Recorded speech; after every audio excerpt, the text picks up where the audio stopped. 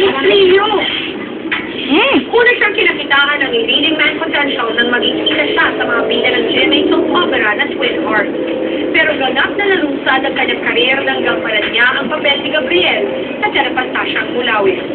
Nadoble pa ang tagumpay niya last year nang magwagi siya ng Best Supporting Actor Award sa halos lahat ng local award-giving bodies. Ito ay para sa pelikulang Ice de Mas 1941, kung saan dinamparan niya ang papel na si Bertin na espiya ng mga pagpalahap noong World War II. Kaya yun. Pero don't worry, secure na secure po si Dennis sa kanyang pagkalalaki. Kaya naman lalo siyang kinababaliwan ng mga kababaihan, pati na rin ng mga nagpapagirl dance. Siya rin ang naging leading man ni Angel of Steel sa telepantasyang Garna. At ngayon, gagampanan niya ang papel ng matanghaling Rakil sa Etheria, ang bukso ng Encantadia. Yan ang aking paniglo. Mabait kasi.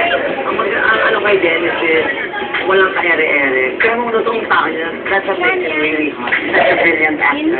Tapos, and for that, na hot siya, katawan siya, guwapo siya. I think ito yan sa kanyang edge, sa karamihan. Aside from the acting and the looks, ang ating idol that can become the future Christopher De Leon. Dennis Gia is hot in the Pinoy sense. May Pinoy charm siya na gusto pa rin ng girls natin dito sa Philippines. And making some of the pictures niya na on TV, hashing of the air. Pero parang meron siyang naughty side. Parang makikita mo lang sa bubuhay niya. Yung gano'n lamang, wala sa anghel. Mamamahal niya siya. Of course, wapo din.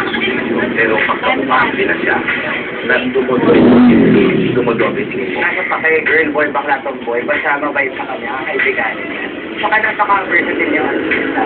Kahit naman siya ilagay na role, caring-caring niya, mapa-leading man, mapabading, mapapulubit, so caring-caring niya. Kaya, so parang PR niya. Yun talaga yung, ano, pinamesmerize ko kay Dennis. Ayan.